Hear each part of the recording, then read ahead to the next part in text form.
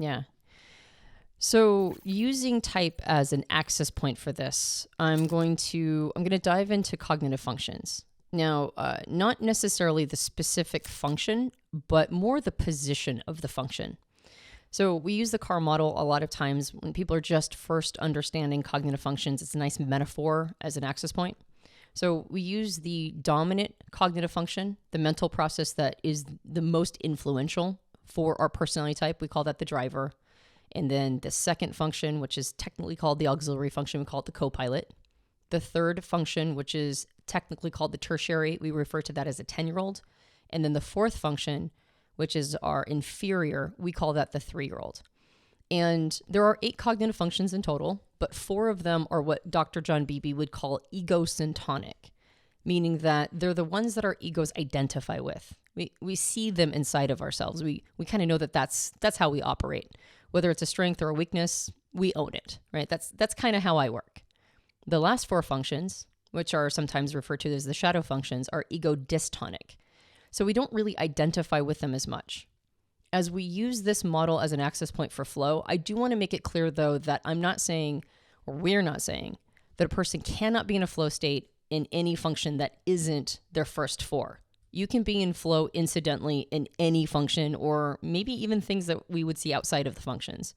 So we're not limiting your flow state to these 4 egosyntonic functions, but they're a great access point for trying to define the kinds of things that put us in flow and understand why something does, right? How are these functions responding and reacting can sometimes enlighten or illuminate why this is a flow state at all. If you'd like a quick, handy guide to understand more about the CAR model that Antonia just talked about, you can find that for free over at personalityhacker.com/CAR model. And you can find out more about what she's talking about to follow along. Yeah.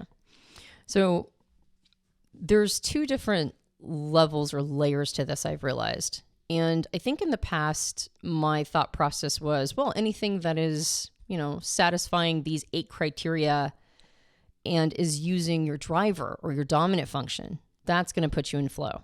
Or anything that combines your driver and your co-pilot. But in Profile training, we teach people to ask the question when they begin their interview with somebody who is trying to find their best fit type in a profiling session. We teach them to ask what we call as the flow question. And the flow question goes like this. What do you love to do? What do you love to do so much? The only reason you stop is because you're exhausted. Otherwise, you go on indefinitely. Now, if it was only the driver function that was getting into flow or the co-pilot, you would consistently see people answer activities that call upon those 2 functions. But for the last 10 years, I've heard people talk about activities that call on all 4 of their quote-unquote egosyntonic functions. So that means that we can get into flow beyond just our first 2 preferred functions. All 4 of those functions oftentimes come in. So that was very interesting. That was a piece of information that in the early days I didn't really acknowledge. The other part is that I've realized that there are flow states, again, using type as access. There are flow states that isolate or silo each of the functions. And then there are flow states that include all of them together. And those are a little different from each other. There are flow states that isolate each function, and those are really important to find. And I'll explain why in a second. But that basically means that somebody like me with ENTP preferences, there are activities where my extroverted feeling or harmony 10-year-old or tertiary function, it's just that's in flow. Like it's not really satisfying the other parts of me. It's just I'm in a vibe with somebody. I'm connecting with them. I really feel good about this interplay and this interaction. And the other functions aren't really getting involved. I mean, maybe it's like a time period where I'm dancing. I'm dancing in the middle of a group of people. We're not communicating. We're not articulating. We're not passing along concepts or ideas. We're not brainstorming or idea generating. I'm not doing anything new, right? I'm just in a vibe with other human beings. And I can get into flow doing that. Just being in the center of that activity, the energy of other people. That would be an isolated experience of flow for my 10-year-old or tertiary function. But I can also get into flow when all of my functions are being used. So there's advantages to understanding that idea in order to get to that concept of what I'm calling the holistic flow state. The holistic flow state being that all 4 of my cognitive functions are lighting up in that moment. But it takes a bit of a dance to get there, because that single activity is going to have to meet each one of those functions at the level of that function, meaning that not all 4 of my functions are at the same level of development. And if flow requires skill and challenge to be in an approximate state, that means that the activity is going to have to meet my dominant or driver function at its level of sophistication.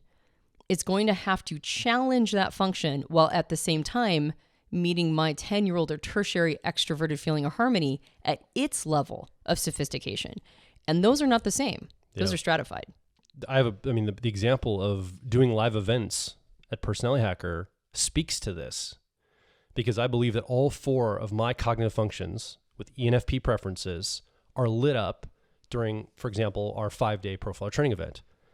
We have to teach and adapt content in real time and come up with ideas on the fly to help people understand the material. Now, we've got a process we follow, but there's a lot of things that come up incidentally in the moment. And we're also managing multiple different classes running, right? So we're in charge of the entire event. We're teaching on the main stage, but there's multiple rooms with advanced classes happening as well. So the idea is that all cross-pollinate. There's things that present themselves opportunistically. And then my introverted feeling co-pilot auxiliary function gets involved in guiding and leading the emotional tone and helping set the emotional tone and the energy of the room and the entire event. My extroverted thinking effectiveness process, 10-year-old or tertiary, lights up because it's such a short timeline of 5 days. It's about the sophistication that my, effectiveness can handle, and I can execute on those 5 days. So it feels really honored, and it can see instant feedback and results from what it's doing, the impact. And then my introverted sensing or memory process at the 3-year-old or inferior level knows that we're creating a legacy. We're laying down tracks for the future, and we're setting up a system, something that will hopefully stand the test of time, the content that we put out, the people that we train and connect with, all of this. So at a live event, I believe that all 4 of my functions in my car model are activated and lighting up. They're lighting up all over the place for me to be able to bring my best self in there.